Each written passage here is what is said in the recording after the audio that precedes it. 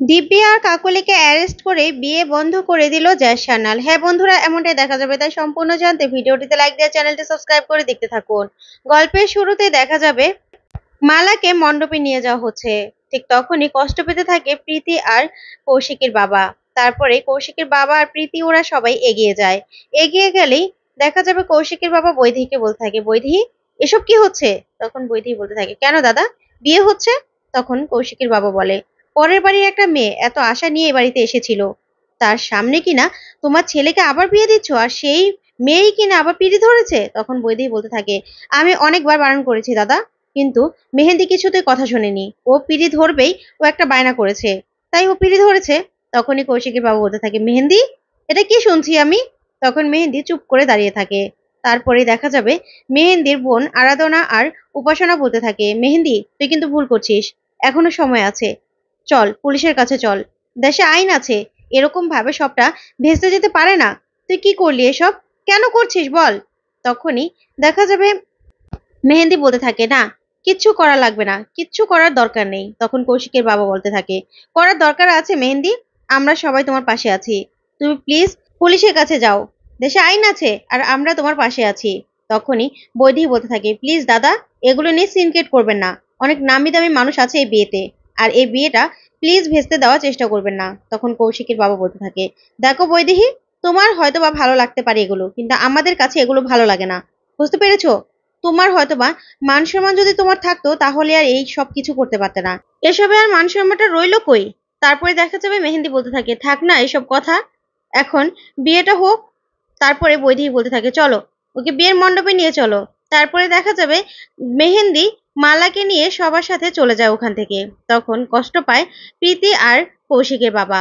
অন্যদিকে দেখা যাবে কৌশিকী সাধু ভট্টবলের কাছে আসে, এসেই বলতে থাকে, মিস্টার ভট্টবল, আপনার সাথে আমার কিছু কথা ছিল। তখনই সাধুদা বলতে থাকে, বলুন। তারপরে কৌশিকী বলতে থাকে, দেখুন না, আমি সিসিটিভি ফুটেজ গুলো কালেক্ট করেছি, এখানে যেই তিনজনকে দেখা গেছে তত্ত্বের থালা থেকে কিছু বের করতে, তাদেরকে আমি আইডেন্টিফাই করেছি, এক সাইড থেকে দেখা যাচ্ছে, আপনি দেখুন দেখুন। তখনই সাধু ভট্টবল বলতে থাকে, ম্যাডাম এই ফুটেজগুলো আমাকে পাঠিয়ে দিন, এই ভিডিওগুলো আমি দেখে নিচ্ছি। তখন কৌশিকী বলে, আচ্ছা ঠিক আছে ঠিক আছে। তারপর সাথে সাথে ভিডিওগুলো পাঠিয়ে দিলেই সাধু ভট্টবল বলতে থাকে, চলে এসেছে ম্যাডাম, এবার আর চিন্তা করবেন না, সবকিছু আমি দেখছি। তখনই কৌশিকী বলতে থাকে, ঠিক আছে। তারপরেই সাধু ভট্টবল চলে গেলে সেখানে ম্যানান চলে আসে, আর এসে বলতে থাকে, এখানে তিনজন নেই ম্যাডাম, তিনজন আমি আইডেন্টিফাই করেছি, এখানে আরো লোকজন আছে, আরো সবাই ছড়িয়ে ছিটিয়ে রয়েছে, প্লিজ আপনারা একটু সাবধানে থাকবেন। তখনই কৌশিকী বলতে থাকে, আচ্ছা ঠিক আছে, তুমি চিন্তা করো না, তুমিও এই দিকটাতে খেয়াল রেখো, ঠিক আছে? তখন ম্যানান বলতে থাকে, আচ্ছা ঠিক আছে ম্যাডাম। তারপরে কৌশিকী কাকনকে বলতে থাকে, এ কি কাকন, তুমি আইসক্রিম খাচ্ছ কেন? তখনই কাকন বলতে থাকে, আরো অনেক কিছু খেয়েছি। সবকিছুর কথা বললেই হাসতে থাকে কৌশিকী, আর বলতে থাকে, এত কিছু, কি করে কি জন্য ওকে খাওয়াচ্ছ ম্যানান এগুলো?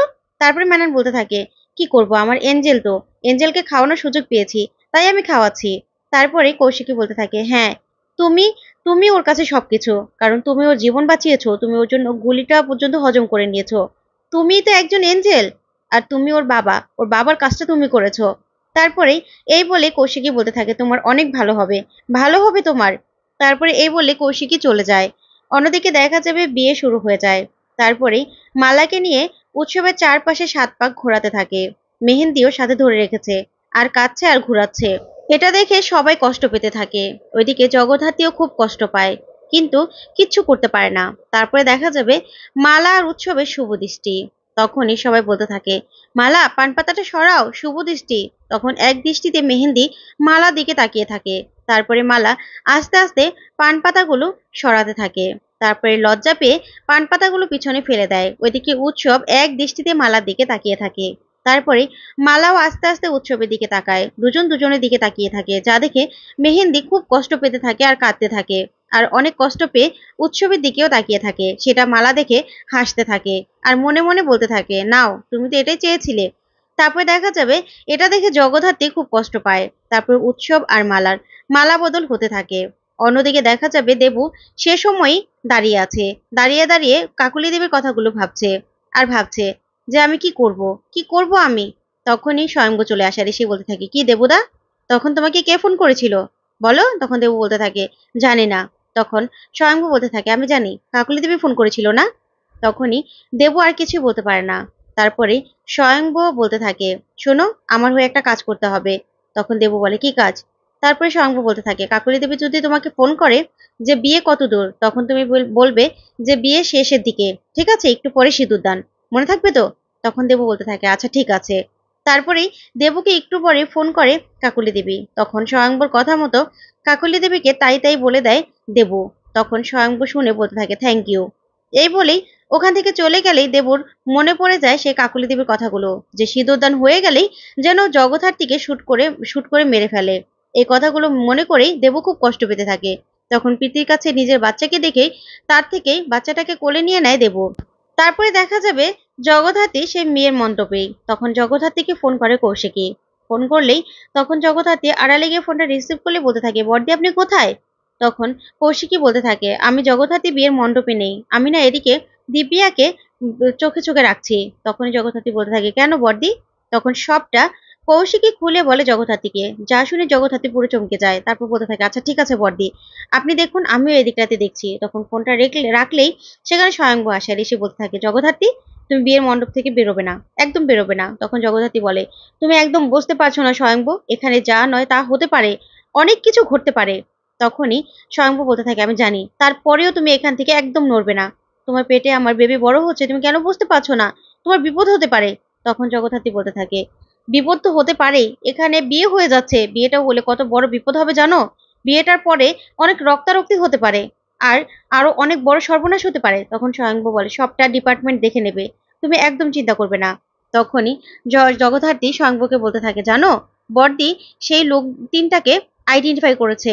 তখন স্বয়ংবর বলতে থাকে, আমি জানি, কিন্তু সেটাও ডিপার্টমেন্ট দেখে নেবে, আমি দেখে নেবো, তুমি একদম চিন্তা করবে না। তুমি একদম অস্ত্র হাতে তুলে নেবে না জগদ্ধাত্রী। তখন জগদ্ধাত্রী বলে, আমি তো তোমাকে বলেই দিয়েছি, ততক্ষণ পর্যন্ত আমি অস্ত্র হাতে নেব না যতক্ষণ তুমি আর বড়দি ঠিক থাকবে।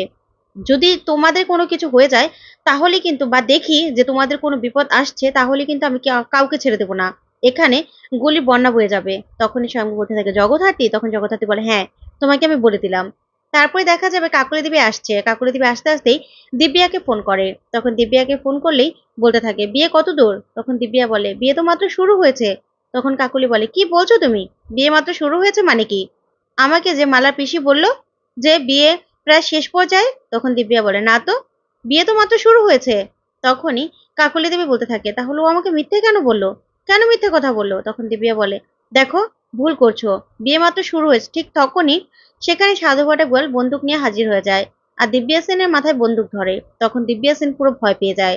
তারপরে জগদ্ধাত্রী দিব্যার হাত থেকে মোবাইলটা নিয়ে বলতে থাকে, শুনুন ম্যাডাম, বিয়ে শেষ পর্যায়ে, আপনি চলে আসুন। তখনই কাকলি দেবী বলতে থাকে, আপনি কে বলছেন? তখন জগদ্ধাত্রী বলে, আমি বিয়ে বাড়ি থেকে বলছি, আপনি বিয়ে বাড়িতে যেরকম আসছিলেন ঠিক ওরকমই চলে আসুন। তখন কাকলি দেবী বলে, না না, আমি এখনই আসবো না, এখন আসবো না, আমাকে মিথ্যে বলা হয়েছে। তখনই জগদ্ধাত্রী বলতে থাকে, আপনাকে তো আসতেই হবে। তখন কাকলি দেবী বলতে থাকে, আপনারা কি চান? তখন জগদ্ধাত্রী বলে, আমরা চাই মেয়ের মা বিয়েতে থাকুক, উপস্থিত থাকুক। এরকম ভাবে লুকিয়ে আছেন কেন? মুখ লুকিয়ে আছেন কেন একজন অপদার্থের মতো? কি কি করেছেন আপনি যে আপনি লুকিয়ে আছেন? তখন কাকলি দেবী বলতে থাকে, মুখ সামলে কথা বলবেন। তখন জগদ্ধাত্রী বলে, আমি যেটা বলেছি সেটাই করুন। তখন কাকলি দেবী বলতে থাকে, না, আমি আসবো না, ড্রাইভার গাড়ি ঘোরাও। তখন জগদ্ধাত্রী বলতে থাকে, এই ভুলটা করবেন না ম্যাডাম, পিছনে 3টা গাড়ি দেখেছেন? 3টা গাড়ি আছে, ঠিক আছে, আপনি নামার চেষ্টা করলে আপনাকে এনকাউন্টার করে দেবে।